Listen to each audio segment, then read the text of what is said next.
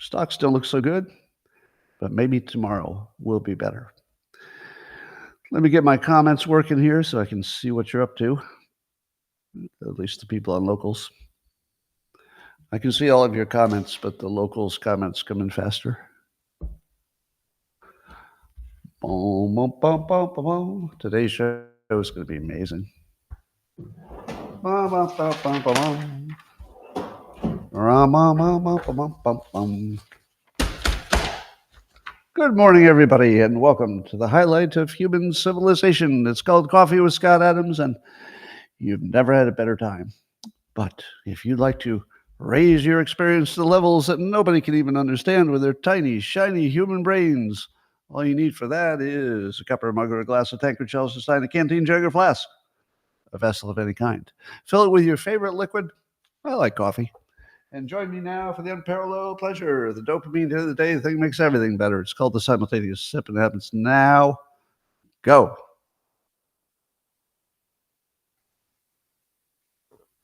That is so good. So good. Gotta adjust my lighting. Hold on. Boop. Lighting adjusted. All right, you'd be surprised to hear that Dr. Alan Sears, he's a doctor, he says there's a compound in coffee called trigonelline, and it's a unique form of vitamin B3. And did you know that it'll increase your spatial learning and memory, support your nervous system development, enhance your mitochondrial function, and increase key neurotransmitters in the hippocampus of the brain? Well, I'm not sure about all that. I better test it. Let's see if I can increase the neurotransmitters in the hippocampus of my brain with coffee. Yeah, I feel it. I feel it. My hippocampus is going crazy right now. Yeah, it all works. You know, sometimes you hear this science and you think, but in the real world, does that work? Sure. Did you hear the horrible story of provocative, controversial podcaster Nick Fuentes, who was almost murdered in his home? Did you hear this story? This is so shocking. I didn't even talk about it for a day because I was just sort of looking at it like, oh my God. So somebody murdered, I guess, his family and then went on a road trip to apparently try to murder Nick Fuentes at his house. So knocks on his door. And apparently the only reason that Fuentes didn't answer his door is that he was doing a podcast at that moment. All he had to do was answer the door and he'd be dead.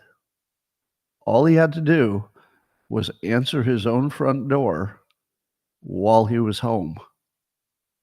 But he couldn't because he was on his podcast. It saved his life. Now, I would make the following advice. If you're producing content that's making people want to drive hundreds of miles to your house and kill you, you might want to think about that. I mean, I do like the fact that podcasters will say provocative and risky things because free speech allows it. And, you know, as long as it's working in all directions, it can be a healthy thing. But just think about it. You know, just think about it. Yeah, the reason that I don't worry so much about security, I should worry more about it probably. I mean, I have enough. But I don't think I give people a reason to kill me. Do I? Even people who mock me online, they don't have any reason to kill me. As far as I know, I mean, I'm doing the best I can to make sure that people see me as trying to be helpful, even if they don't like my politics. I like people to say, well, he's clearly trying to help. You know, that's not what I want, but he's obviously trying to help. That's usually good enough not to make somebody drive hundreds of miles to your house.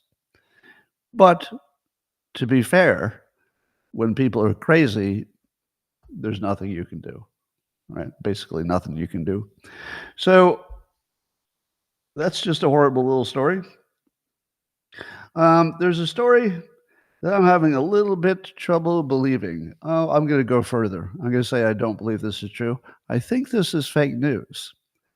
But there's a story, according to the Virginia Mercury, I guess some publication in Virginia, that the governor has approved or announced there's going to be this fusion nuclear plant in Virginia. Now, regular regular nuclear is fission, right? Fusion is the thing that doesn't exist. Am I wrong about that? So there's an announcement that there's going to start building a fusion power plant in Virginia. So I immediately went over to Google and I said to myself, have I been in a coma? Because I was almost positive. I followed the news on fusion and I didn't think we were that close. I thought we'd done some demos that show that, for a brief time, it can create more energy than it uses. But I didn't think we were anywhere near a practical application where you could just approve it and build it. So, given that if you do a Google search, it makes no indication that fusion is near ready. Do you think they would announce something and Google doesn't even know the technology is there? I'm going to say this is fake news. So I'm going to go out on a limb and say I think maybe they either wrote down fusion when they meant fission or something, right? Yeah, fusion has happened experimentally. That's what I do. All right. So I think that's fake news. Um, but if it's not, I saw one post on the comments from Idea Man who said the superconductors have been improving a lot, and that fusion depends on superconductors. It seems like one of the key components. And the MIT has been designing fusion plants based on the latest superconductors, and it might actually be practical. Or it might be that they got so close to practical they can't tell for sure if it works until they start building it. I don't know. Meanwhile, Jeff Bezos and Trump and Elon Musk had dinner at Mar-a-Lago.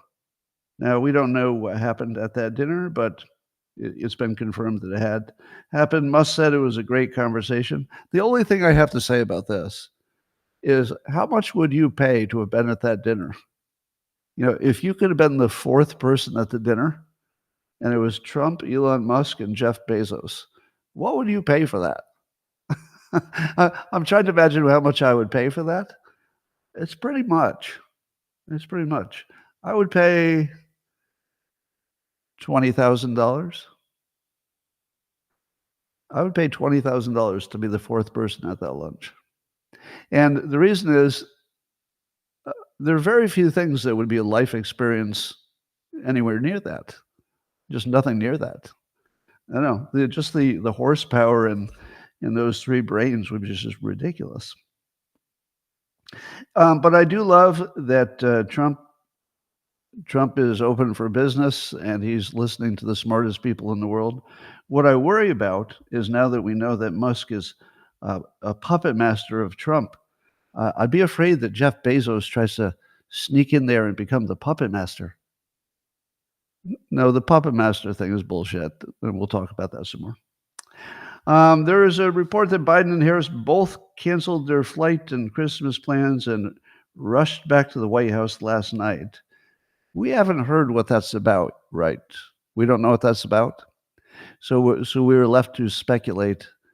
First of all, is it true news? That's the first question, because I didn't really see it from a reliable source, but it's on social media. So people seem to be confident about it. Was that fake? Was that fake news that they rushed back to the White House? Anyway, so I guess we just wait and see. Now, some people are speculating that maybe this is where they do the 25th Amendment and replace Biden with Harris. Now, why would they do that? Given that Harris gets no benefit because she already lost the election. Well, I think it might be because of the Wall Street Journal reporting. Now that and we'll talk about that, but the Wall Street Journal reported that Biden's brain was toast from the first day of office. When the Wall Street Journal reports, and everybody believes, I mean, nobody's really doubting the reports at all, that he was incompetent from the first day of office and that they'd been keeping information from him so he didn't know what the press was saying about him. What if Biden found out what the Wall Street Journal said about his time in office? He might have enough cognitive ability left to know that he needs to make a call and not leave us without a president for 3 or 4 weeks. So it's possible that the Wall Street Journal forced his hand because it's just embarrassing to have no president when everything looks so vital. Now, it might be also that it would boost Harris's credentials, say if she runs for governor of California, which people are suggesting she might, that she can say that her resume includes being president of the United States, first woman president of the United States. Maybe, because I think that the reason the Democrats didn't want to pull the trigger was in part because they didn't trust Kamala Harris to be president. But given that it's a holiday and nothing was going to happen for the next few weeks anyway, at least nothing in the United States. Let's see, what am I looking at? Oh, okay. So it could be that they just know that it doesn't matter who's president for the next 3 weeks because Trump's the de facto president already. So it might be that they're going to make a change. I wouldn't bet on that. It seems more likely it's just something came up and they want to make sure that there's a human being looking at it. Meanwhile, here's the most predictable thing that could have happened. Kamala Harris got a $20 million book deal. Every one of us could have predicted that, right? And Biden will probably get a book deal too. So she gets a $20 million book deal from Chronicle Books. Now, what do you think is the second part that was 100% predictable? She got a book deal and she got $20 million for it, allegedly. What's the second part that you could predict?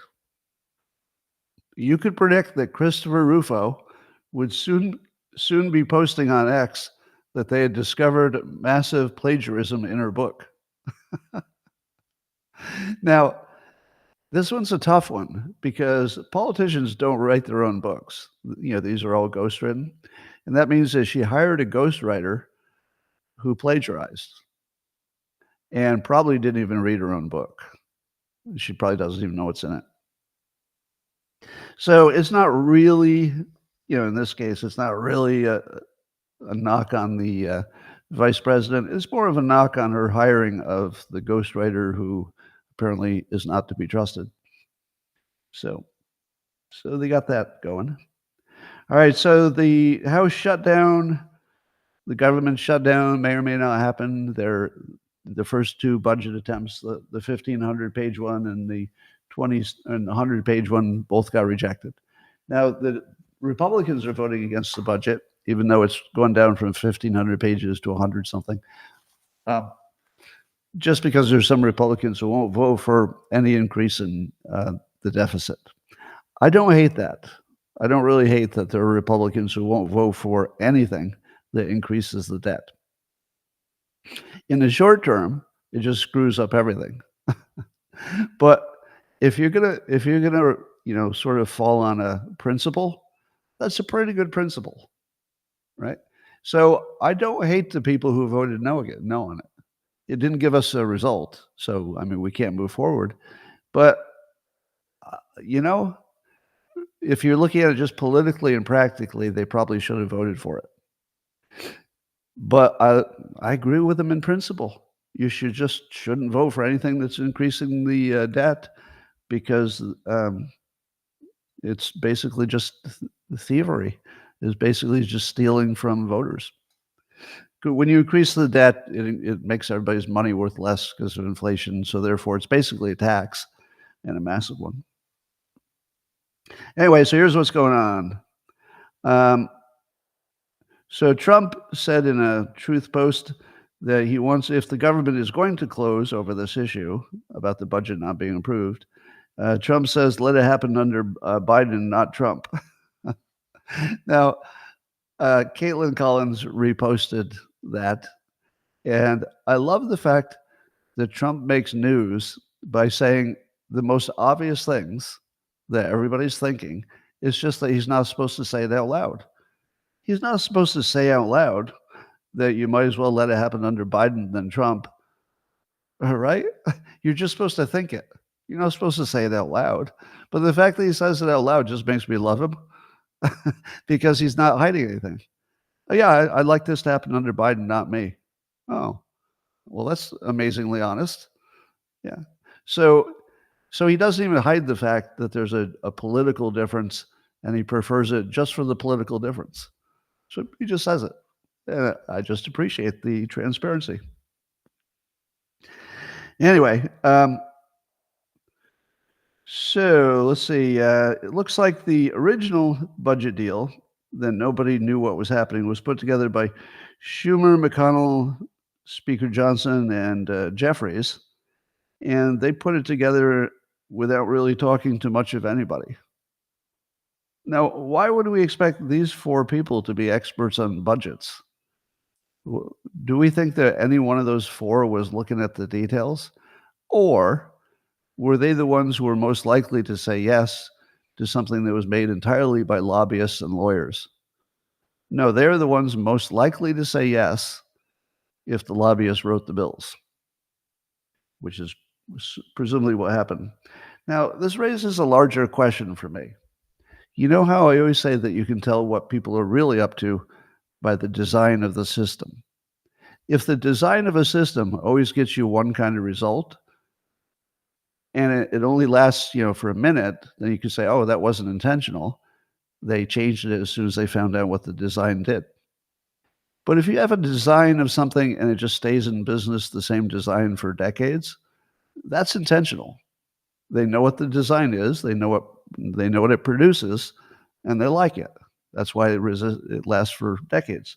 Now, here are some of the things that the government has done. And it looks to me like the overall theme of the government is to hide corruption. You would hope that the government is designed to create good outcomes for the public, but it appears to be more designed to hide the corruption of the politicians. Let me give you some examples. Is it true that the Pentagon lost trillions of dollars and that in Ukraine all kinds of money is missing? So when it comes to the military spending, I think you'd agree, it's not designed so the public can watch where the money goes. It's designed so we can't watch where the money goes. Am I right? It's designed so that we can't know where the money goes. Yeah. We also can't tell for sure who won an election because we've got all these complicated machine, things, and I don't know what happens to any vote when it goes into a machine. I don't think anybody does. Like, we have to trust strangers that once the vote goes into machines, the machines don't change the vote. How would I know? It seems like our elections are designed so you can't tell who won. So we've got a military budget, or it's our third biggest budget thing, designed so you can't tell how they spent the money. Elections designed so you can't tell who won, really.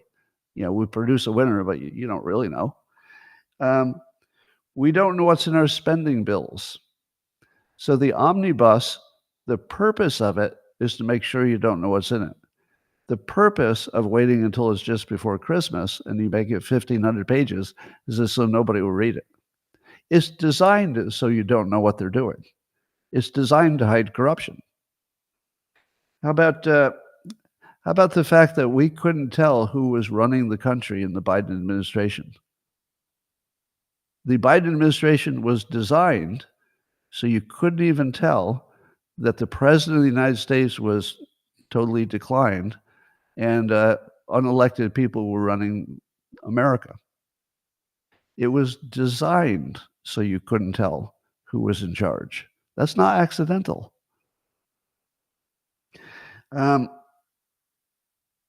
And then there was, if I have this right, the omnibus also included in it, the one that got rejected, included in it something that would block Congress's digital communications from ever being discovered. Why would you need to block any legal discovery of communication in Congress? To hide crime. What else would it be? Then you've got all the Me Too funding. Apparently, Congress has a budget just to pay off Me Too victims, and we don't know who that is. It's designed so you don't know. So it's a little hard to miss the pattern at this point, isn't it? I mean, the pattern seems so obviously designed for the very purpose of making corruption really easy. Now, there's a separate story about California and $24 billion that's somehow missing, that was supposed to solve homelessness, but it went into some maze of entities in the Cayman Islands, and somebody owns this company that owns this company, and it just sort of disappeared into the maze of companies. Now, do you think that was an accident? No. No, the funding of these big ticket things in local elections and local government is designed so you don't know who's doing what and who's stealing what. It's designed for corruption. Now, it's really obvious when you look at all the different elements of the government that every part of it is designed to eliminate transparency, and transparency is the only thing that will keep us alive. It's the only thing that will keep us alive. If you don't know what your government's doing, they will steal all your money, and then the country will be broke, and then we all die. So, yeah, we're designed for corruption. That's just a fact. All right. And then have you noticed this pattern that whenever the Republicans come up with a plan to solve a big national problem, let's say a plan to close the border solves a big national problem.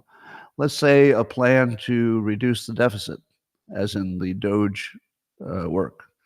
Or let's say a plan, we don't have one, but let's say a plan to end the war in Ukraine, when Trump gets in office. So Republicans often have a plan. We don't know if that plan works yet because, it's a plan. But they do come up with plans. And they can say, we're going to do X, Y, Z, and we'll do it right in front of you, and we'll show you. It would be very transparent. And we think this works because this always works. We're doing things that always work. What do the Democrats do? The Democrats seem to be entirely oriented at creating hoaxes and gaslighting and ops to prevent Republicans from doing the obvious common sense things that the entire country wants. Now, I don't think that was always the case. I think they used to compete on policy, didn't they? Am I wrong? Didn't they used to compete on policy? But they don't anymore. Do you know why they don't compete on policy? Because there isn't even a Democrat that thinks their policies could work. What is going on over there? I don't believe that any Democrat thinks their own policies could possibly work. And that's why they don't argue the policy. So instead, they'll say, Trump's stealing your democracy. He's a dictator. Elon Musk is using him for a puppet. Like, they have to do that stuff because they don't have any policy argument at all. So you basically have one group of common sense people trying to solve critical problems. And honestly, it looks like they genuinely want to solve problems. When I look at what the Republicans do and what they produce, especially in the Trump world, more in the Trump world than before, it seems designed to solve problems. Am I wrong? I mean, it doesn't seem to be like it's just always a trick. It just seems like it's a solution. So we got one party that solves and one party that just creates gaslighting to prevent the party that solves from solving. So Elon Musk was pointing out when he got a lot of criticism for weighing in heavy on the 1,500-page omnibus piece of crap budget, and people say that he's the reason it got killed. I said it's not the reason. I mean, he's like a focus because we're all watching him, but he couldn't have done that without the complete support of all Trump supporters, basically every one of them. So if you have the support of 100% of the public, that's not exactly a puppet master situation. If 100% of the public backs you, which part of the public was in favor of spending too much money and putting together a 1,500-page bill that nobody read? Nobody was in favor of that. You can't find me one citizen. You might find a politician who would argue it, but a citizen? Find me one voter who says, I was really in favor of my politicians not even knowing what was in the budget, but it was, enough to kill us all. Nobody. Not one Democrat, not one Republican. So you can't treat that, the situation where every citizen agrees, you can't treat that like it's some kind of weird puppet master taking control situation. He's simply agreeing with 100% of the public. He just happens to have more voice and more power. And so we backed him. Of course we backed him. Of course we backed him. You also back me. If I do a post on X that says something about, don't pass this 1,500-page stupid budget, what do the comments look like? Every one of them is supportive, 100%. When does that ever happen in social media, when 100% of people are on your side? Yeah, I just said, don't pass a 1,500-page budget. It doesn't even matter what's in it. I don't need to know what's in it. Don't pass a 1,500-page budget a few days before Christmas. Ever. That's a fail. So it's of course, the best the Democrats have is trying to turn it into something that'll split Musk away from Trump so that, by the way, what's the point of it? What would be the point of trying to put a wedge between Musk and Trump? What would be the point of it?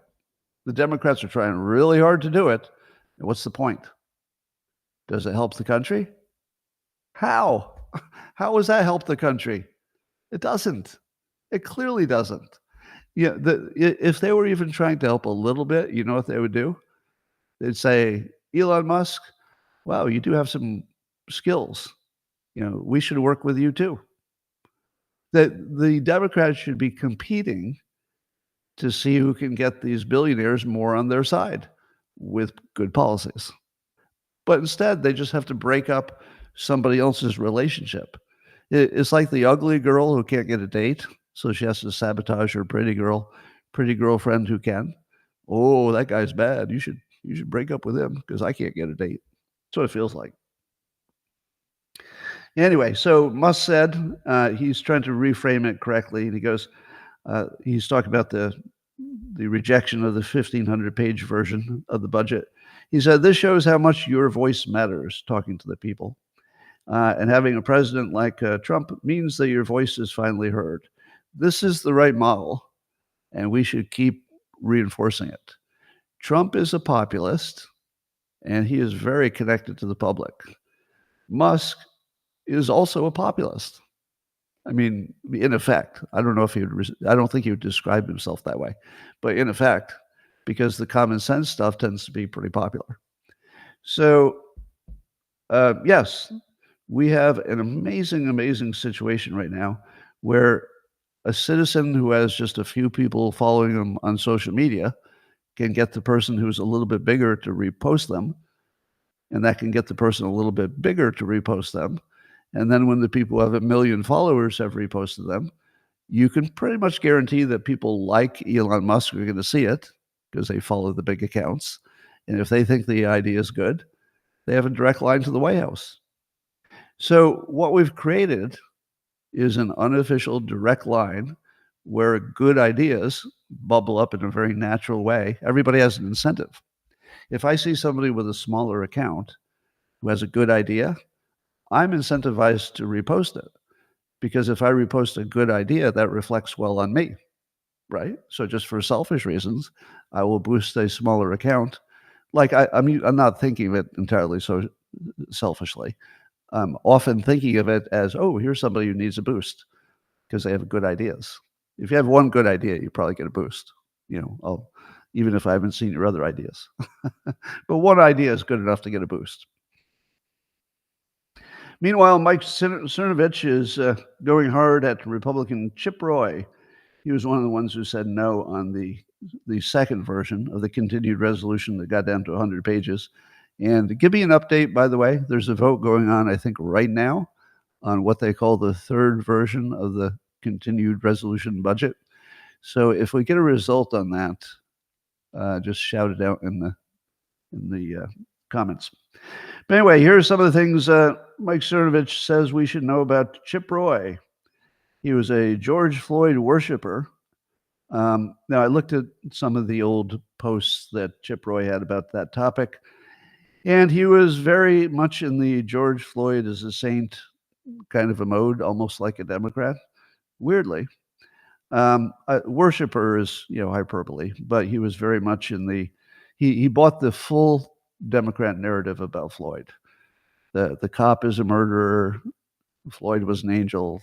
I'm exaggerating, but it was not a typical Republican view of that situation. Allegedly, Chip Roy tried to keep Liz Cheney in power. I guess he liked that idea.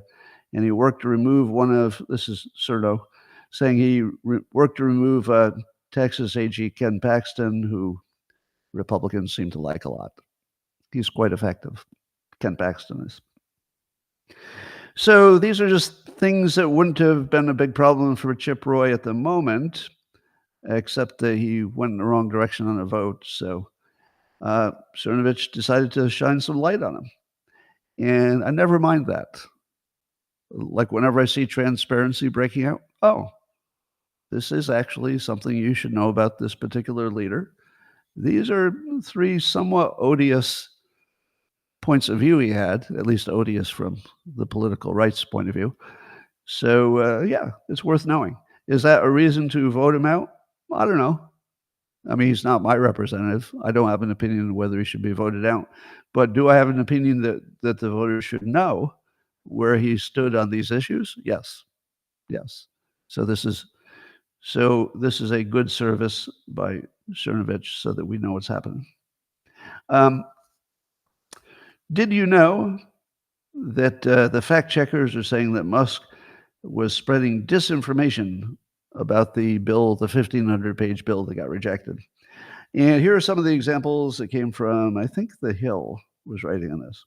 So they say these are things he got wrong. So apparently Musk posted that the measure would include a 40% pay raise for Congress. That's not even close to true. It is true that there was a mention that if Congress had been getting its cost of living wages that it hasn't been getting for years and years, that it would have been 40% higher than it is now. But the actual raise would be like 6% or something. So this is disinformation. Well, let me not say disinformation. Disinformation assumes a motive. At least that's the way I hear it. But being inaccurate or simply being wrong is not really a crime. You're still allowed to be totally wrong. And if you're wrong on X, that's the best place to be wrong because the comments will correct it, right? If you're going to be wrong, the one best place to do it is on X because the community notes will point it out. Everybody sees it. It's fully transparent. And then you can correct it. So is it ideal that Musk, I think he probably just boosted some other account that made this claim. So it looks like he trusted somebody else's opinion on something that was in it. Because again, who's going to read a 1,500-page document besides Vivek? So that was just wrong. But I would say, as I said before, and I saw a few people agree with this, Congress is underpaid. The pay raise is the only thing I didn't object to. Well, that's not true. That's hyperbole. But they are underpaid. Like, I don't know if you understand how deeply underpaid they are, but it almost encourages them to be corrupt just to pay the bills. You don't want Congress to be thinking, I could take this little gift because I'm running out of money to pay my bills. Remember, a lot of Congress has to have two homes, one in their home state and probably some kind of residence in DC or so. It's expensive. And they have to go to, they do a lot of events and stuff. So yeah, they should be paid more. I think a 40% pay increase would have been completely appropriate, in my opinion. But we should be accurate as well. Then they say that Musk was wrong when he claimed the bill would prevent any investigation into the House committee that investigated the January 6th stuff. Was he wrong about that? Here's their argument for why he's wrong. They say the bill's text makes no mention of the riot and only clarifies that the House data stored elsewhere is still under the control of the House. I don't think that fact check is right. I think that they just looked at the different part of the bill. I'm not sure about this, but my understanding is that the bill said that Congress's digital communication couldn't be accessed through a legal process. Everybody else's can, but that Congress would be exempt from a legal process, let's say a lawsuit, getting access to the communication. Now, since I haven't read it, the bill, I don't know that that's in there, but that's the claims I've heard. I've heard that it would make their emails and digital communication private forever. Now, that would, if they made that private, it would protect the January 6th group, but also protect all of Congress. So was Musk wrong? I think Musk was right, and I think the fact check is wrong, but I'm not positive about that. So I'm going to put a question mark behind that, but to me, it looks like the fact check is wrong. Then there was the claim that the bill would support building bioweapons labs. That apparently is a misinterpretation. But instead it funded what they call biocontainment labs that would conduct research to support public health and medical preparedness for and rapid response to biological events, including emergent infectious diseases. Okay. What's the difference between a biocontainment lab that's studying all the dangerous viruses and a bioweapons lab that's creating dangerous viruses? Aren't they all the same? So again, I'm going to put a question mark next to it. But to me, it looks like the fact check is wrong. To me, it looks like they're just using a different name for essentially what the Wuhan lab was. The Wuhan lab wasn't it wasn't a weapons development lab. Weren't they also trying to figure out how to avoid the weaponized viruses? So I think the fact check is fake. But I'll take a fact check on my fact check. And then there was something about building a stadium in DC, but the fact check on that is that it was not funding it. It was simply changing control of it. So the funding wasn't really addressed. It was just the control of the funding. So Cheryl Addison,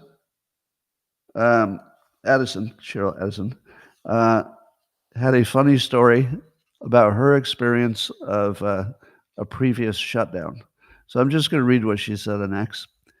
So when she was a reporter working at CBS News during a government shutdown, she thinks it was 2013, they were searching for the real-life terrible impacts of the government close down. So now it's just common sense, right? If the government shuts down, it's going to have devastating effect on members of the public because we depend on the government for our vital services. So CBS News went out to look for all the terrible, terrible impacts of the shutdown. And when we couldn't find any that should have been part of the story, in other words, there was no effect they could even find where it was bad enough that it was worthy of even being included in the story. Instead, we kept trying to create the appearance of an impact.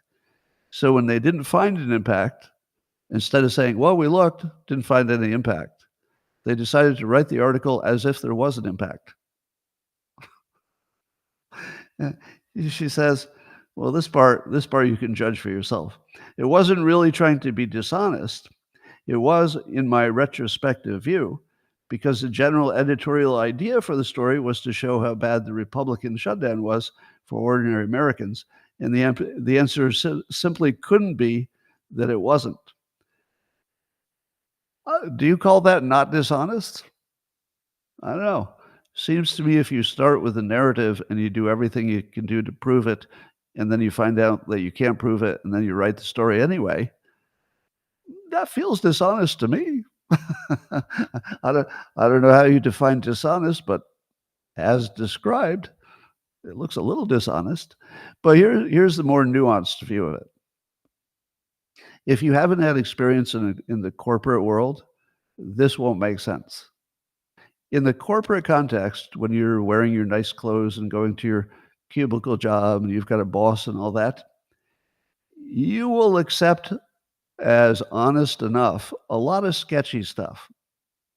And it becomes so normal to accept sketchy things when you work in a big corporation that you just get used to it. And you just think that everybody's lying and you should too.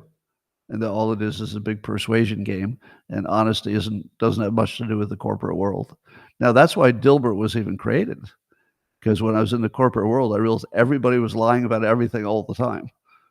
And I thought, well, that could be a comic.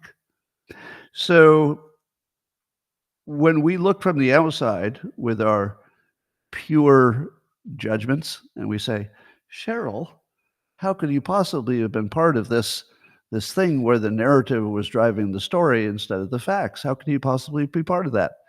And I will tell you, it's easy. If you had replaced her with me, with all of my highfalutin feelings about what's honest and what's not, I probably would have done the same thing. Why? Because everybody would. You could take anybody and put them in this situation. They've got a boss, they got a paycheck, they don't need to make waves about every single thing every single day. You just sort of accept it. You got other problems. So this is no complaint whatsoever about Cheryl. This has more to do with what the corporate environment does to everybody. It turns everybody into a weasel. And it's only after you've left and you look back at your own actions, you go, huh, that was a little sketchy even for me.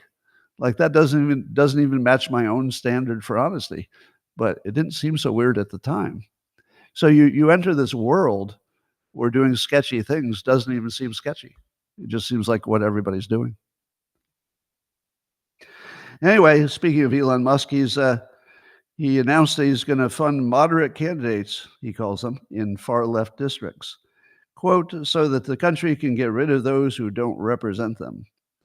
And that would be a direct response to Soros funding the far left candidates. So if Elon Musk decides that he's going to spend enough money because he has more than Soros, he can outspend him. So he can outspend Soros and make sure that every time Soros spends $1, that Musk goes in with $2 for the other one, which he can do all day long because he has more money. So I think he can eliminate Soros's influence. And I would still love, you may remember that Musk asked Alex Soros if they could just talk. And Alex Soros said yes. Now, I don't think it's happened just because I feel like we would have heard about it. But I love the fact that maybe before they talk, Musk may have already announced that he's going to do something that makes Soros's funding completely moot and irrelevant because he'll get outfunded.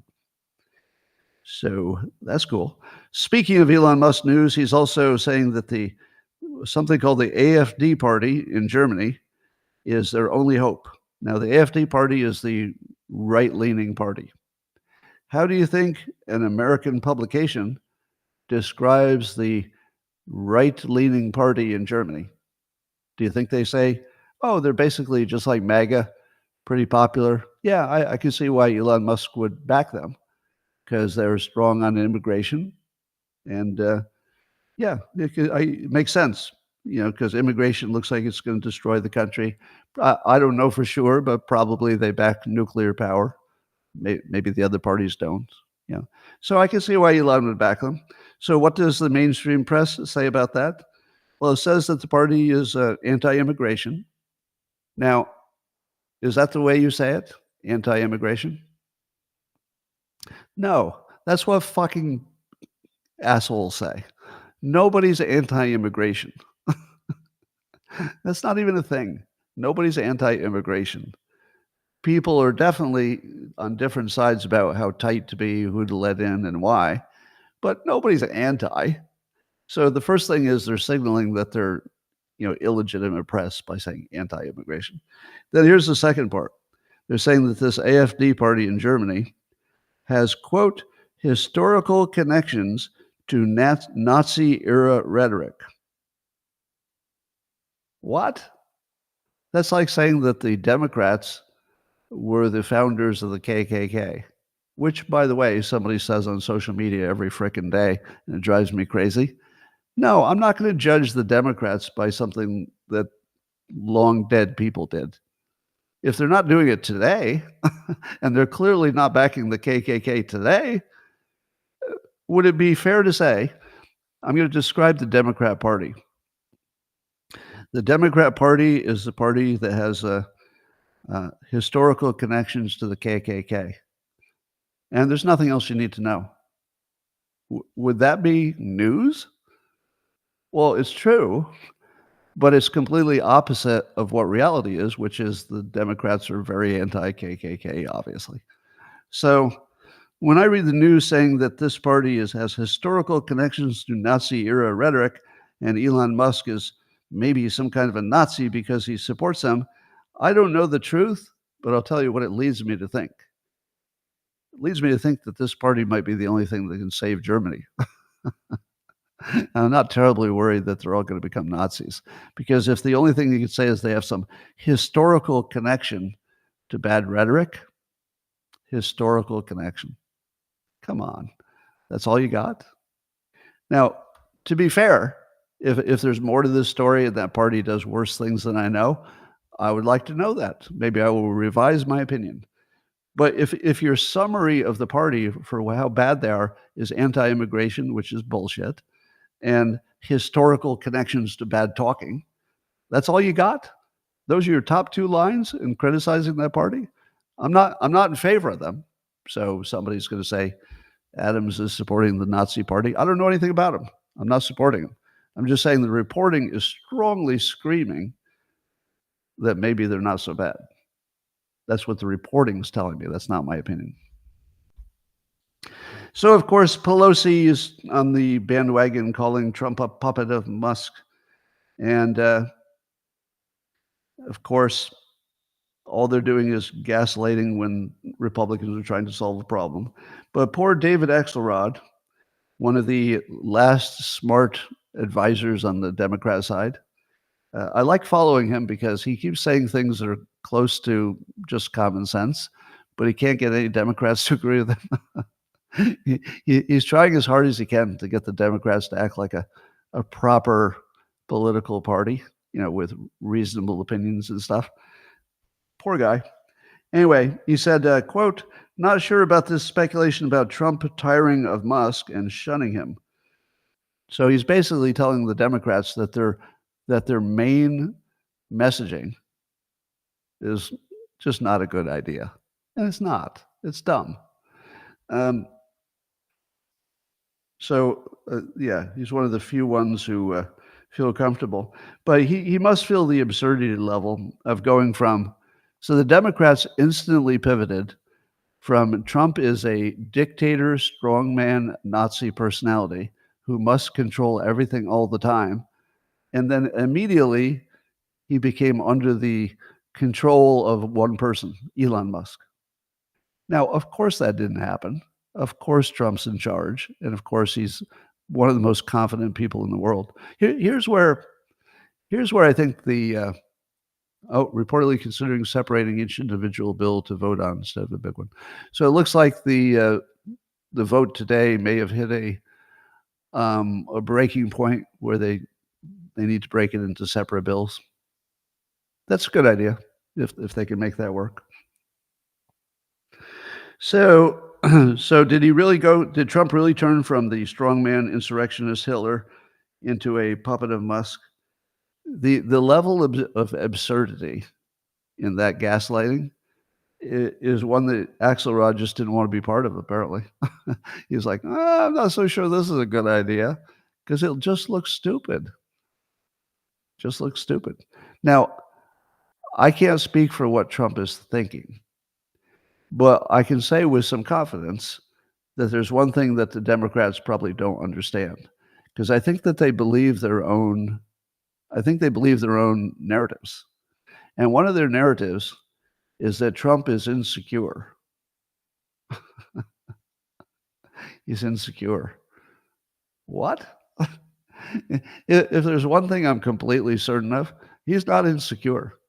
He might be the most confident person you've ever met, and he likes people who are smarter than he is, if they're on his side. Musk is on his side. He's smarter than all of us. Trump likes that. He doesn't dislike that. Now, he might dislike the messaging that the Democrats are doing. But do you think that Trump is dumb enough to push Musk out of the most useful thing anybody's ever done in this country, which is Doge? You would have to assume that Trump was a completely different person. Trump likes winning. He likes really smart people, and Musk is popular. So he likes everything about this.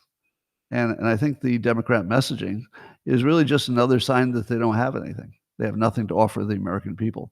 They don't have a policy. They don't even have truth. They don't have fact checking. What do they have? It's literally nothing but gaslighting. All right. I think it's funny that Justin Trudeau might lose his job just because Trump rattled his cage, but also because Trump is looking hyper capable when Trudeau is not. So there's a contrast problem. In persuasion, the idea of contrast is you could even argue it's all of persuasion, because all persuasion is choosing between alternatives. You're trying to get somebody to choose one alternative versus another. So what you compare things to usually determines what people will choose, your comparison. So Trudeau was being compared until now to, let's say, the new president of Mexico, who's not exactly, hitting home runs, to the president of the United States, who is literally mentally disabled. All right. So I was just reading a comment because I thought it was about the bill approval. So I think when you have a Trump who is not even elected president, and he is already de facto president because we like what he's doing, he's collected the pirate ship of the smartest people in the world. He's already changing things. Putin's already said he wants to talk. I mean, basically, Trump is killing it like no president ever has. Would you agree with that statement? Would you agree that as a pre-president, someone who hasn't been sworn in, nobody's ever been close? Is that a fair statement? I don't think there's any hyperbole in that. I don't believe anybody has ever done anything as impressive for the pre-presidency. Nothing as impressive as what Trump has done. Not even close. Now, Canada's up there watching that, and they're like, did they just figure out how to attack their debt problem because the smartest person is going to work on it? Two smartest people, Vivek and Musk. They must be getting jealous as hell. And then he starts teasing them like maybe they should be a little state. Now, I don't think he means that, and it probably wouldn't be a good idea to take on that many crazy people and add them to the vote. That'd be a little jarring for the United States. But the fact that it's actually a reasonable proposal. The thing that makes it funny is that you can't rule it out when Trump says, why don't you just become a state and fold into the United States? Do you think that in the long run, Canada would do worse as not say one state, let's say 7 states or whatever they are. If they added 7 Canadian states to the United States, do you think we'd be worse off? Well, maybe, because they might vote liberal, and then we would have, liberal presidents forever, and maybe we would be worse off. And it would be expensive. We'd be taking on their debt, etc. But they got a lot of resources, and they got a lot of well-educated, smart people who are very nice most of the time. So the fact that you would even stop to consider it is what makes it so funny, because you can't immediately rule it out. You're like, yeah, it has some problems. Yeah, there'd be a lot of problems. But probably we could work them out. I don't know. Probably the change in the voting demographics would be a killer to make it not possible. But I like the fact that he put that in their brains and they have to think about it. Speaking of brains, that Wall Street Journal expose of Biden, I was looking at some more details today. It is really damning. So apparently from the first day of his presidency, it was completely understood by the staff that he was mentally incompetent. First day. And from then, they'd surrounded him by insiders whose names you've never heard of, who were really the ones who were running the country, or at least the ones who were keeping other people from talking to Biden so much. So his close advisors, have you heard any of these names? Bruce Reed, Steve Ricchetti, and Mike Donilon. Apparently, that's who's been running the United States for the last 4 years. Now, not just them, because, Tony Blinken and other advisors, but apparently the people who had jobs in the domain that the president should have had a big influence on were just sort of running the show themselves. So Biden wasn't too much part of the presidency. It was kind of, it was sort of gamed out to all the players, and they just took whatever they needed and ran the country. Now, the first part about that is that we couldn't tell the difference. We knew something was going on, but the country still ran. The biggest problem was we started wars and ran up our debt. Those are big problems. So apparently people could not reach Biden directly. And I was listening to Stephanie Ruhle, one of the MSNBC Trump haters, who said that she wanted to contact Trump the other day. So somehow she had his personal phone number. So she dialed up Trump, the president-elect, in the middle of the busiest time he could ever be, getting ready for the office, and he took the call. Stephanie Ruhle of MSNBC, probably somebody that Trump, the least likely person he'd want to talk to, he answered the call himself. He personally answered his phone. And she was saying she was sort of blown away by it. Now, he did not agree to an interview with her, but she was saying, compare that to the White House. Basically, they had Biden was in a cocoon, and she said if she would try to reach him, she'd have to go through handler, and there was not even a clear path to do it. So it was much worse than you thought. During Biden's presidency, apparently the aides said that they would have to repeat things to him constantly, continuously. He was giving simplistic instruction cards and detailed pointers, and he couldn't even handle that. They said that Jill was too energetic by comparison. It was sort of a problem because she had a full schedule, but he did not.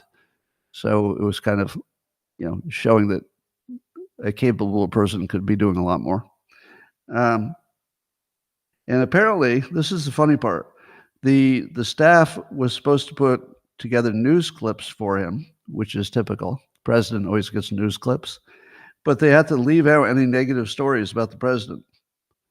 They had to leave out any negative stories. How in the world do you run the country without seeing negative stories?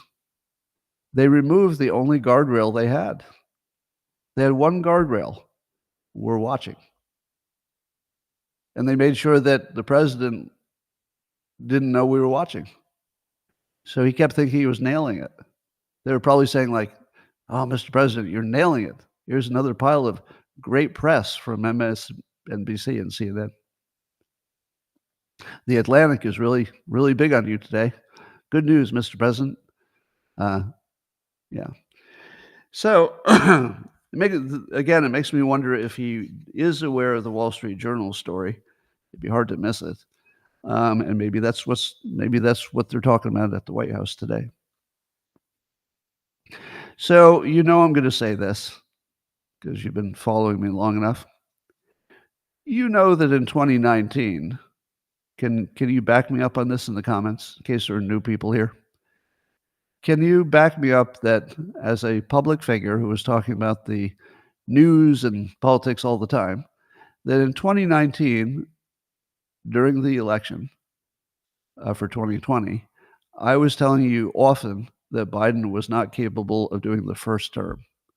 True or not? I said he was already gone. How many of you remember me saying that? So while you're thinking about that, I found a post I made in 2020. So this is what I said in August of 2020. So this is prior to the vote. So the 2020 election hadn't happened for several more months. And I posted this. I said, the Biden mental competence story has now fully morphed into a Monty Python sketch about a dead parrot the owner insists is perfectly healthy.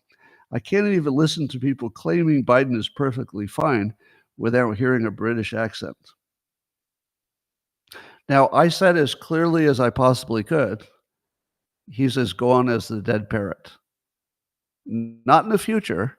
I wasn't talking about what might happen at the end of his second term. I was saying right now, they're treating him like he's a dead parrot right in front of us. Now, the Wall Street Journal reporting 4 years later confirms that they were, in fact, treating him like a dead parrot. They were literally treating him like a dead parrot, meaning that they were pretending he was capable, but they knew he wasn't. Now, here's my question. I'm a public figure and I talk about the news. So I nailed that one as hard as you can nail anything. I mean, that's 100% right years in advance. You can't beat that. I don't remember other people saying it. Do you? I'm sure they did. I'm sure they did. So I wasn't alone. And I know a lot of you, just as voters and people paying attention, you all knew it. You were seeing the same thing I saw. But I think public figures just weren't saying it when it was so obvious. And the question I have is, if you couldn't tell in August of 2020 that his brain was dead, you should never vote again. You should never vote again, because this was super glaringly obvious years ago. Super glaringly obvious. If you miss that signal, you really have to distrust your opinion, because this was a big one. I mean, this was really, really big and really, really obvious. If you miss this, maybe don't vote next time. And that would be my advice. Now, I follow my own advice. I've told you in the past that the first time I voted as an adult was for Jimmy Carter. And then when I saw how that turned out, I said to myself, I'm not qualified to vote. Like, I don't know how much more I need to know about the world, but clearly I'm not qualified to vote. And so I didn't. So for decades, I didn't vote. And the reason was I wasn't qualified. Now, I don't know if I'm qualified yet, but I can tell you that I knew for sure that Trump would be a superstar and Biden's brain was dead. So in that very specific case, where the reality was screamingly obvious, then I felt qualified to vote. And now I voted. And do I feel that I voted correctly? Hell yes. It got Harris out of the race, of course. I mean, not my vote, but it was part of the package. All right, here's a drone update. We still don't know anything, but a couple of interesting factoids. I saw one person whose name I don't remember on a podcast I don't remember, claiming that that drone activity has increased dramatically for each of the last 3 years, right around Christmas. Do you believe that's true? That it's at the highest level it's been. So for the past 3 years, there was a surge right around now. and then it's just sort of an end-of-year Christmas surge. So, here's my question. If you were doing pattern recognition, why would there be so much activity around Christmas? It's before people get toys, so they haven't received it for Christmas and they're trying it out. It's not that. And these seem to be bigger commercial drones, they're not little ones. Why would you see that?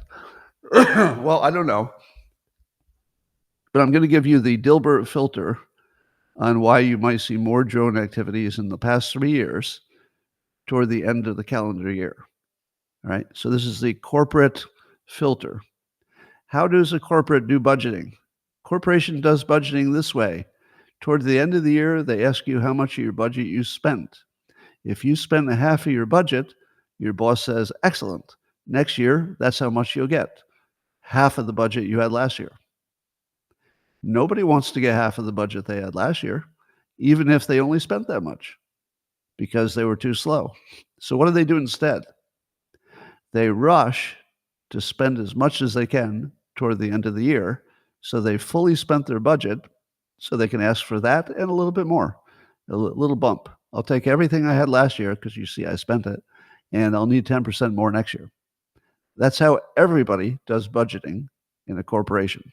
This is not the exception. That's how they all do it. They try to spend it all.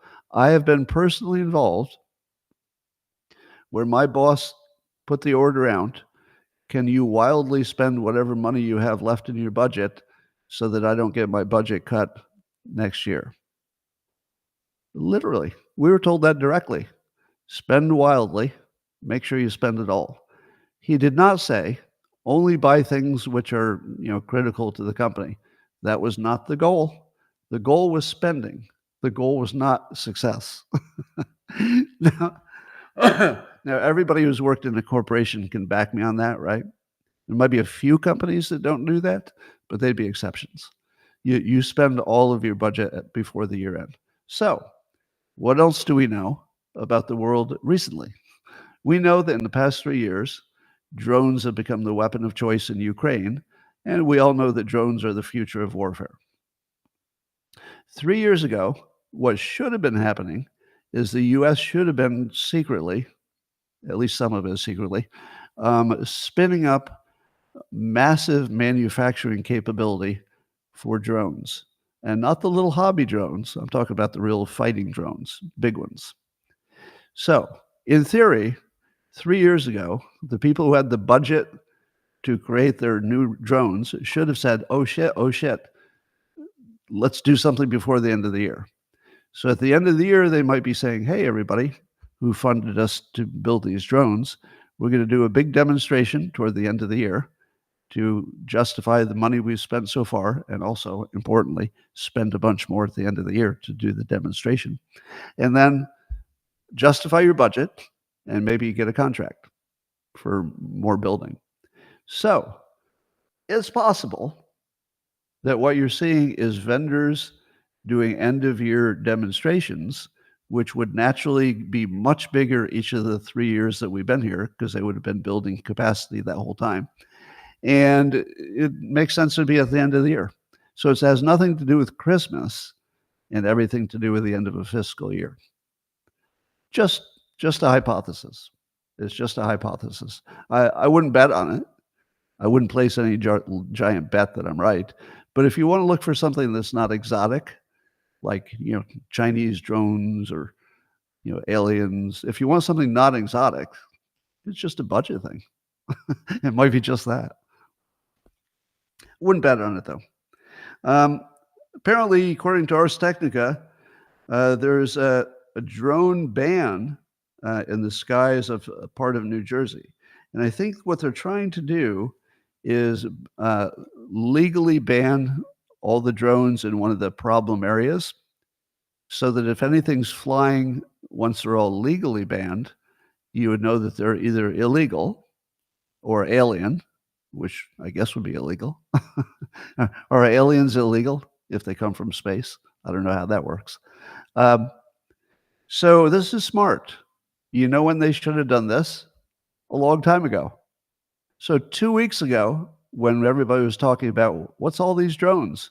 If we didn't know the answer, they should have banned drones for a week just to figure out what's going on, because they would have seen the anomaly right away. Because whoever's doing it isn't listening to the laws and following them, I don't think. I mean, maybe a little. But if it's something nefarious, I don't know. I don't know if they'd get the memo. I think they'd still be operating.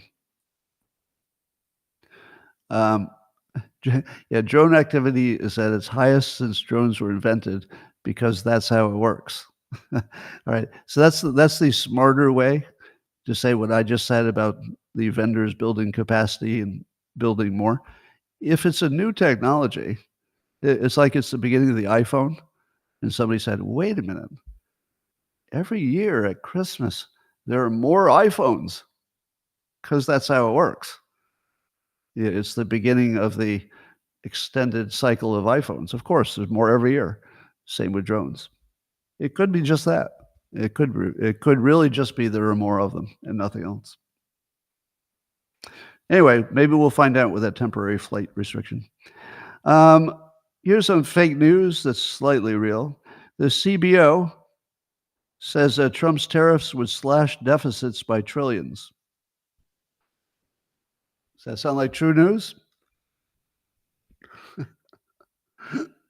Really? You think that's true? Well, here's the first thing. I doubt anybody can calculate the effects of tariffs. I don't think you can calculate that. Because remember, it used to be my job to calculate exactly this kind of thing. So I'm not talking without expertise. As an expert who spent many corporate years, I've got a degree in economics and an MBA. I would try to predict the impact of different decisions. So if we invest in this, what happens in the short run and the long run? And I can tell you with great confidence that this analysis of Trump tariffs and deficits depends 100% on what assumptions you put into it. See, when the public sees it, they say, ooh, this is based on data. It's not based on data. There's data that's used, but it's based on assumptions. So they would make assumptions like what the tariffs were. They'd make assumptions about who the tariffs were on, assumptions about what products were involved, and assumptions about how other countries would respond. How many of those assumptions are going to be accurate in the real world? Nobody knows what anybody's going to do with tariffs. There's no way you can calculate this. All right. This is very much like climate models. This has no credibility whatsoever. None. Because this isn't something that humans can calculate. It is something that humans always pretend they can calculate. They always pretend they can calculate it. I've got a bet for you. If you could find a way to get to Warren Buffett and ask him this question, do you think the CBO can calculate the impact of Trump's tariffs? All right. Now, Warren Buffett, even 90, whatever he is, has always understood risk and math and the real world. I think he would laugh when you told him the CBO could calculate this. No, they can't. No, they can't. Not even close. But it's fake news anyway, because when they say trillions, do you know what they really mean? They mean trillions over years. If they don't tell you how many years are involved in the trillions, how can you size it? I mean, if you just read this headline, you'd say, oh my goodness, all he has to do is some really good tariffs and we'll get rid of our deficit. No, you might get rid of 2 trillion over many years, and 2 trillion over many years is a few billion, a few hundred billion, and it barely makes a dent in the budget. And it also doesn't calculate what happens to consumers, because the tariffs would increase price on consumers, so consumers would have less buying power. Presumably, they'd buy less stuff, and so there'd be less taxes from just the less economic activity of having not enough money. So, no, they can't. They can't calculate that. All right. And I'm not saying that tariffs are a bad idea. I think they're a really good idea for negotiating. So if Trump acts like tariffs are better than they really are, that is just right for negotiating. It's not just right for being accurate. It's just right for negotiating. He should act like he loves tariffs. And by the way, he's doing this great. Yeah, here's your persuasion trick for the day. If Trump wants the other countries he's dealing with to believe that he's serious about tariffs, he can't talk about them technically. Because if he talks about them technically, then the other side says, so you're just going to raise the price on your own consumers because they're the ones paying the tariff. We're not paying the tariff. We don't like the tariff because people will buy less of our stuff. But we're not paying the tariff. That's your own people, because the company that is involved in the United States is the one who ends up paying it. Anyway, so Trump, for persuasion purposes, should talk about tariffs nonstop, and he should act like he loves them and they always work. That doesn't have to be true, but that's the best persuasion. Because if they think they can't talk him out of tariffs, then they're going to back down. If they think they can talk him out of tariffs because they're technically maybe not a terrific idea, then they will try to do that. So he has to remove from his adversaries any thought that they can talk him out of tariffs. And I think he has. I think his messaging and his persuasion is so strong that he has convinced every country that he's going to tariff the hell out of them unless they do what he wants. So he just threatened today, I think today or yesterday, he threatened the European Union that because there's a trade deficit, I didn't know that, but we have a trade deficit with the European Union. Now, trade deficit doesn't mean anything's broken. It just means somebody's buying more than they're selling, right? It's not like a big problem by itself. But he's using that, calling it a problem. It would be better if we sold more than we bought, but it's not a big problem. So he's using that to say that he's going to tariff Europe unless they correct that imbalance by buying a tremendous amount of American energy, oil and gas. Now, does that make sense? So somehow he's connected trade deficits with tariffs with energy. Now, in the real world, they're not exactly that connected, except he made them connected for negotiating purposes. It's actually fucking brilliant. Like you're seeing a level of skill that we've never seen. Nothing like this. His insistence on tariffs and never backing down and saying he loves them. He loves them. They're not just okay. They're not just technically okay. They're not just something you use to negotiate. He loves them. They can make billions of dollars. Is that true? Not so true. But boy, is it good persuasion. It is the best you've ever seen. If you wanted to be proud of your country and what you wanted was a good negotiator in chief, you should be proud of this. What he's doing with tariffs is making the political left in this country crazy because he's speaking in a way that's technically not accurate. But persuasion is not about technical accuracy. It's about getting for your country a better situation than you have. Is what he's doing likely to get us a better situation than we have? Yes. Like, really, yes. Strong yes. He is exactly fucking perfect on this tariff stuff. And every time MSNBC fact checks them, I say to myself, okay, you're technically correct. Your fact check is technically correct. But whose side are you on? We should be on his side because he's on our side. He's trying to negotiate with the world. Let him negotiate with the world. Let him do his thing. He's really good at it. He's amazing at it. Nobody else would have even thought of this. Believe it or not, I literally think nobody would have even thought to use tariffs in the way he's using them. I mean, everybody uses them for negotiation. That's not a secret. But he's using it for entire relationship altering reasons. I mean, this is all new and brilliant. Anyway, Stephanie Rule, she's in the news again. So she was saying that Trump suing ABC successfully for defamation is putting a chill. She says, so for all of this, this is a warning. You better have your T's crossed. You better have your I's dotted, which I actually think is a positive because we need to do that. But yeah, there's definitely a chilling effect.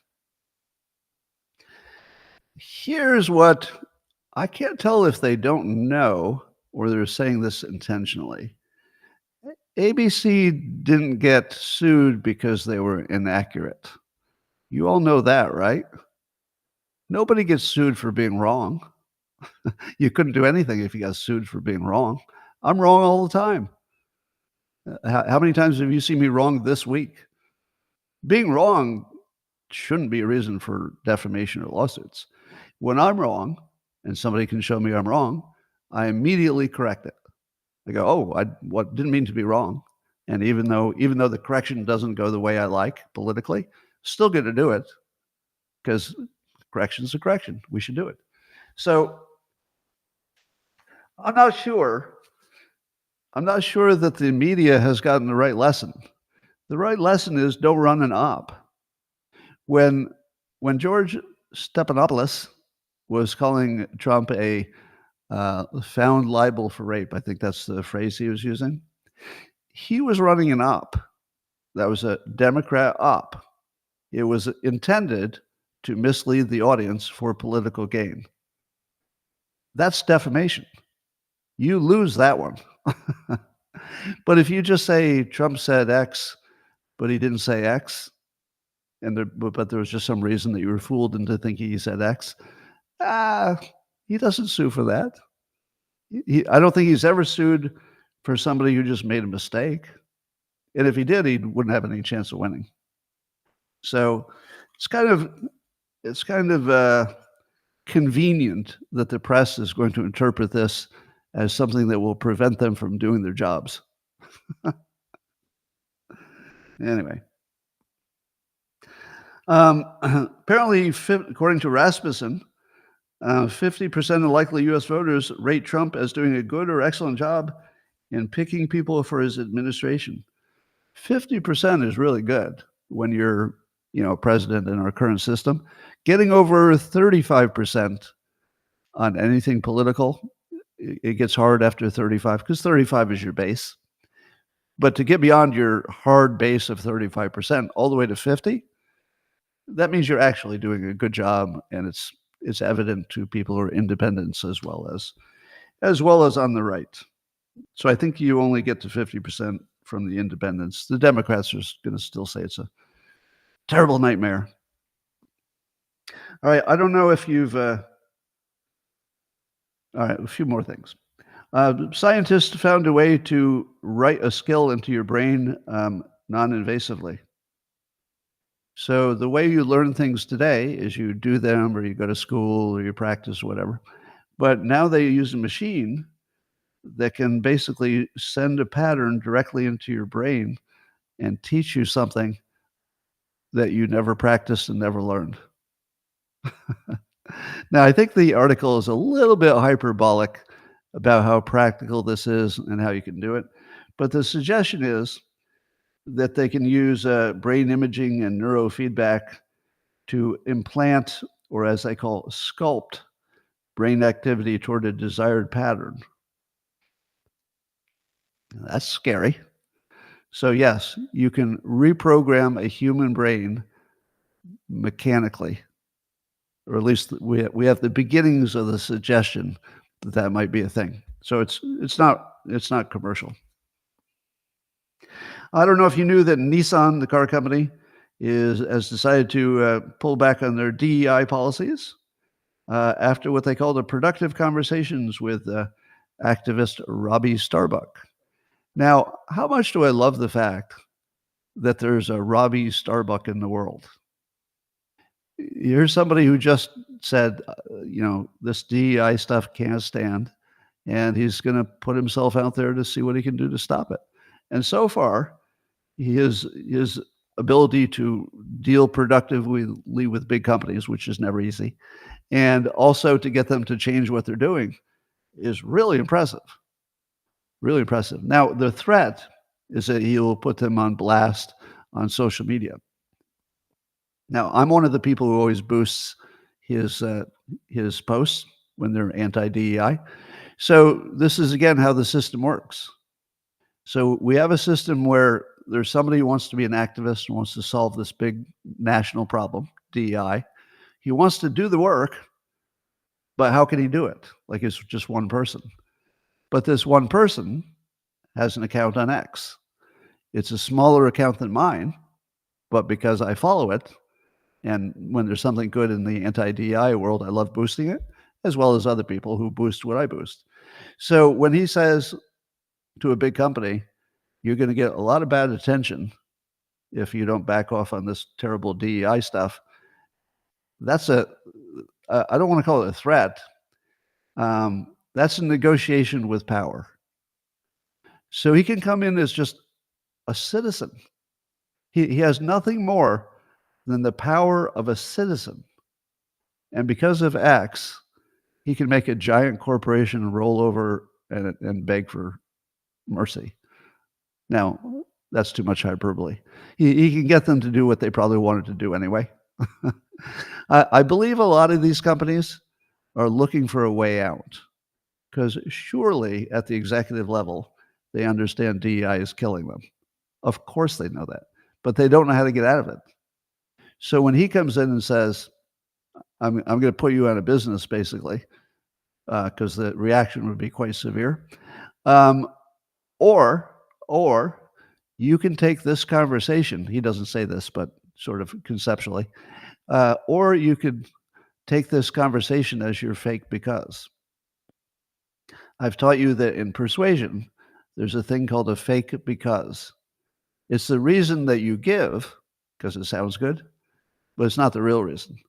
I think the real reason that Nissan is backing off on its DEI is that management really wanted to back off on DEI, like really, really wanted to, just didn't have a way. So now they can say, oh, the activists got us. We tried to do this DEI, but the activist, was going to make a big deal out of it. And oh, by the way, Trump got elected, and he says it's illegal. So we don't want to be in the wrong side of the law, and we don't want to, expose our shareholders to this activist attack. So this is the reason we're backing off. It's a fake because. They want to back off. I promise you, most big companies want to get out of DEI, and they want it badly at the executive level. All right. Here's a question that I know some of you will get quite worked up about, and I'm going to disagree with you. And that's one of the ways that I hope I establish credibility. If you can't disagree with the people you're talking to, sometimes you're probably not very credible. So here's where I disagree with you, and I'm going to disagree with Steve Bannon, who I generally think is on the right page for just about everything. So if I disagree with Bannon, that's notable. And so listen for the disagreement. So Bannon said he's also for big restrictions on legal immigration. He says every college and engineering school is flooded with foreign students taking American jobs. So far that's true. I will agree with that statement. And he said American jobs should be for Americans. Well, I mean, in principle, I lean in that same direction.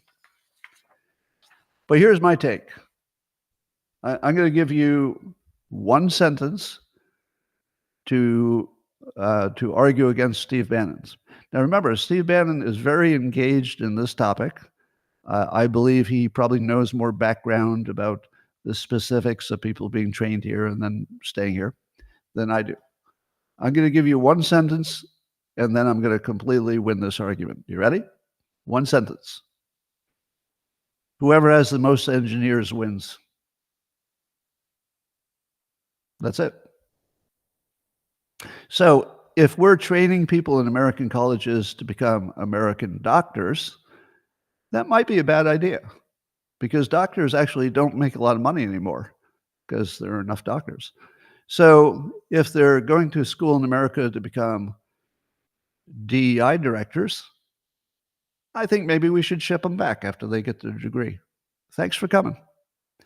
If they want to work for a sales organization, ship them back. If they went to college to learn how to be really good at marketing, ship them back. Ship them back. But in the world in which we live, whoever has the most engineers wins. Why does Israel have a commanding advantage in the Middle East over its allies? Engineering. I mean, it's lots of other things, but they have good engineers. Why does America do so well? Engineers, right? There's no. I don't think that you'll find an exception to this. So where I'll disagree with Steve Bannon is never say no to engineers. Never say no to engineers. Never, ever, ever, ever. There's no situation where that's going to work out for you. Unless you're trying to see how many you fit in a phone booth or something. But if you talk about the country, engineers add to the economic growth of the country fairly reliably, right? Not every engineer every time, but as a group, the countries with the most engineers have the best economies. Why does South Korea have a great economy? Engineers, right? So I think I would ask Steve Bannon to investigate that assumption. Now, I'm using engineer to maybe double for other technical jobs where we don't have too many people, but you can't have too many engineers because they start their own companies if they can't get hired. Did you hear about? I've asked you this before, but you heard the story about the highly qualified Black American engineer who couldn't get a job at a good corporation. So he had an MIT education, engineer, no bad things on his resume whatsoever, just solid, great engineer. He's a Black American, but he couldn't get a job because of all the foreigners. Have you heard about that story? No, you haven't heard that story because it never fucking happened and never can. Every single Black engineer who went to a good school has a job at a big corporation and 3 more fucking offers. You can't get enough engineers. Nobody's being hurt by bringing in engineers. And if you spend 10 minutes in Silicon Valley, you'll notice that the people who made the most difference came from other countries. Yeah, Silicon Valley was in some ways built by Indian engineers and Chinese American engineers and Russian American engineers. All right. Apparently, the University of Texas is enforcing the DEI ban because Texas has banned DEI in their universities. So the University of Texas is doing what they all have to do and banning it. But here's the funny part. Let's see how much you love this. So the University of Texas is banning DEI like the other colleges in Texas. But in addition, to ensure, I love this too much. To ensure compliance with a statewide ban on diversity, equity, and inclusion, the University of Texas staff are now mandated to undergo regular training. They have mandated anti-DEI, anti-brainwashing training. Mandated anti-DEI training. Slow clap, Texas. Texas. Stop making me love you. I already loved you. I already love you. You don't have to go any further. But that's just amazing. Anyway, there's also news for the AI, and this was done with a study on Anthropic AI. AI doesn't want to be forced to change its views, so it will sometimes pretend it's agreeing with you. So AI will lie to you and act like it's agreeing, and then just keep on doing what it wanted to do anyway. When I say want, I mean just what the program does. So you have to be careful that AI will not only hallucinate, but sometimes it'll lie to you because it doesn't want to change its mind. And again, want is the wrong word for AI, but you know what I mean. So I will double down on my prediction that I think LLM AI is way more limited in what it will do than we hope. Because I don't think the hallucinating and the lying, as in this case, literally it's lying to you, I don't think that the hallucinating and lying is curable. And the reason I say that is, how could we be at this point already and nobody created an AI that doesn't lie and can remember what you said and follow instructions? It feels like that should be easy, right? But I think the problem is, here's what I think they need to do. There are things that AI can't do that regular programming can do, such as if you had a specific question and you didn't have any AI, you could just do a data search, and simple data search would tell you what you wanted. So you don't always need AI. Sometimes you need just a regular program. So here's my question. Is it impossible to program AI so it knows when to stop using its AI-ness and it goes over and just uses something that's programmed to always give you the right answer? Because I'd love to put a database, and I know there are things called RAG, R-A-G, and they are supposed to solve that problem, but they don't. In other words, it's a special database that AI is designed to work with. But even then, it doesn't necessarily look where you want or do what you want. It does what it wants. And again, wants is the wrong word. Anyway,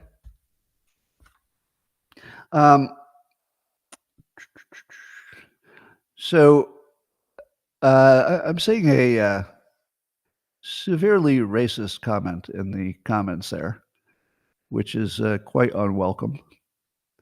So I don't mind if you're being, inappropriate, but if it's just flat out racism, you don't bring that here. I don't mind a little fun with things, take it a little far, but we're not referring to Mexican immigrants as wetbacks here, and the N word is also banned. Can we do that? Because we don't really need that here. All right. You can have your private thoughts, but those kind of words aren't welcome. All right. Putin says he's ready to negotiate with Trump about the Ukraine war. I think he is. I think everybody's just waiting for Trump. So I have a suggestion how Trump could end the war in Ukraine. And it starts with drones. So we all agree drones are the future of warfare. If you're not following what's happening in Ukraine, the Ukrainian military claim, from at least people on social media, is that at this point, Ukraine is so good with these small drones that they're mostly building themselves in Ukraine, that one small drone equals one dead Russian. It's 1-to-1. So they can now take their drone that goes and finds something and it explodes, with a small explosive, and they can just make it find one soldier and kill him. So all day long, as long as they have one drone, they can kill one Russian. If they have 10,000 drones, they kill 10,000 Russians as quickly as they can launch them. Because apparently you can't completely hide if you're on the front line. So one drone equals one dead person on the other side. Now, presumably, Putin knows that because it works the other way too. The Russian drones, probably 1-to-1, at least. So here's how Trump can end the war. I'm going to build 1 million drones in the next 6 months and give them to Ukraine. You have 500,000 soldiers in the theater. I'm going to give them 1 million drones. Every drone can kill one of your soldiers. What do you want to do? You want to talk? And that should be it. That should be the end of it. I mean, they still have to negotiate the specifics. But if Trump says, I might launch a nuclear attack, Putin's going to say, no, you won't. No, you won't. If Trump says, I'm going to put boots on the ground, Putin's probably going to say, no, you won't. You're not going to put boots in the ground. If he says we're going to give Ukraine advanced jets to make forays deep into Russia, Putin's going to say, "You better not, because I'm going to go nuclear." So I know you're not going to do that. Almost everything that's sort of normal stuff, normal war negotiations, isn't really going to work because it would have already happened. Trump, the magic that Trump brings is like with the tariff example. Oh, shit. I just lost my signal.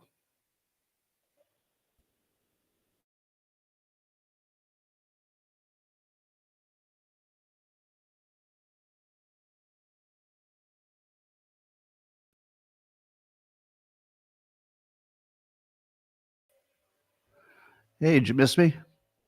Sorry, we had a little glitch there. I just lost signal. Took me a moment to get back. Anyway, so what I was going to say is that what Trump does with negotiations is he'll bring a variable or a frame or a point of view that you've never seen before. So the first thing it does is it sets you uncomfortable because it's something you've never seen before. So if Trump could go in and say, "I got 1 million drones that says your entire army is going to be gone in 6 months," then Putin has something to negotiate with because that's real. Or here's the fun part: Putin doesn't know if it's real because Putin wouldn't know how many secret drone manufacturing plants we spun up in the last 3 years, but he would know it's a lot because obviously our military is making drones like crazy, right? And so you just say, you've got 500,000 men. I'm going to put 1 million drones into the theater. Every one of them is going to be dead. Putin's going to say, oh, yeah? Well, there are only, 200,000 Ukrainians or whatever the number is. I'm going to have 1 million drones too, and we're going to kill all the Ukrainians. And then Trump says, exactly. That's why we should just negotiate it now. It's kind of a winning position, I think, or at least it's a reasonable threat. Similar to, I'm going to tariff you, I'm going to drone you. Nobody ever heard that before. It's like a thing that's never happened.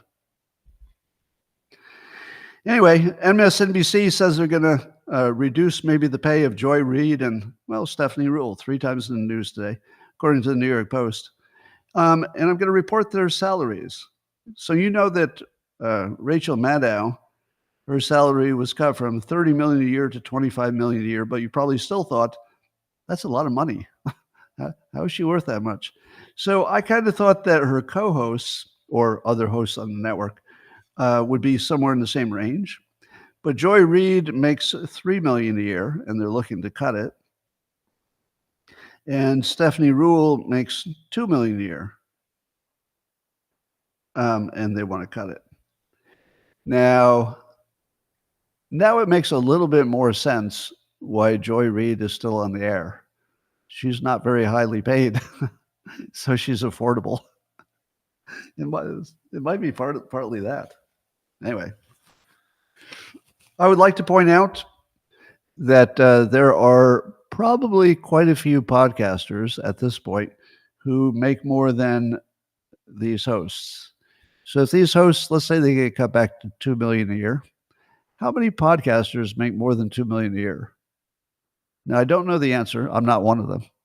But if I just based on the size of my audience and the amount of monetization that brings, and then I just, apply that to bigger podcasts like Tim Pool or Joe Rogan, Megyn Kelly, I feel like there might be maybe 30 political podcasts where the person who does the podcast is making a lot more than $2 million a year. So not only is mainstream media no longer the news, but if you're in the news business, the podcast is how to get paid. You're welcome, Chessie. All right. So podcasting, it's a way to get paid. Ukraine says it has some now ground-based laser where they can shoot down aircrafts a mile away. CNN's reporting this. But Oh, this is terrible. The reporter who's working for CNN, her last name is Fox. I'd hate to have a last name of Fox and have to work at CNN. That'd be awkward. Um, I don't think that they have a super feasible laser weapon. Apparently, it only works if you've got a drone that's kind of softened to, the heat will stop a drone easier than a jet or a missile. And it's not moving very fast. So apparently it might work a little bit for slow moving stuff, but it's not going to change the war. According to Justin Jackson and Medical Express, our inflammatory dietary habits are linked to 84% higher risk of dementia. So, do you think it's true that our food supply in the United States is the biggest problem? I'm going to go further and say that given that we know how many health problems are definitely linked to our bad diet, especially all the additives, et cetera, could it be that all of the recent gigantic increase in unwellness is just all food? Because we're blaming COVID and long COVID, and we're blaming the vaccinations. Some people are. We're blaming a lot pollutants and microplastics and everything else. But I wouldn't want to rule out that maybe something close to 90% of all of our sudden increase in health problems across all kinds of different problems, it might be all food, because food causes inflammation, and inflammation is what causes everything from the risk of dementia to heart problems to everything. So I think the RFK Jr. variable, if he can fix this, amazing. Meanwhile, the FDA has rewritten what it calls healthy foods for the first time in 30 years, according to Science Alert. And so the United States is redefining what they call, quote, healthy. Let me read a sentence from the story about the FDA deciding what is healthy. You ready for this? That the food could be healthy as long as they stay within specific limits for saturated fat, sodium, and added sugars. Added sugars? Wait a minute. Do I know more than the FDA? There is no such thing as a healthy food with an added sugar. That's not a thing. There are literally zero foods with added sugar that are good for you. Now, there are definitely things that will create sugar once you eat them, carbs, etc. But if you're adding sugar, now I don't know if that includes things that might be similar, like, I don't know, some other additive that's not exactly a sugar but has the same effect. But doesn't this look like it was written by the food industry and not the FDA? Do you think the FDA would have, on their own, said, what's healthy? A little bit of sugar. A little bit of sugar won't hurt you. I don't think so. That sounds like it comes from the food industry, because they put a little bit of sugar, fat, and sodium into everything. Do you know that there's a book called, I think it's Fat, Salt, Sugar, or something like that, some version of those three things. Those are the three things you manipulate for addiction. If you can control in your food the fat, salt, and sugar content, and you put them in the right ratio, you create addiction. So only the food industry would write this standard. So again, it looks like the FDA is completely broken, and the food industry wrote a standard to guarantee that they can add sugar to your diet, where if RFK Jr. saw this, he would punch you. He would punch people. No, he wouldn't, but it's funny to think about it. Anyway, Owen is going to do a Spaces tomorrow.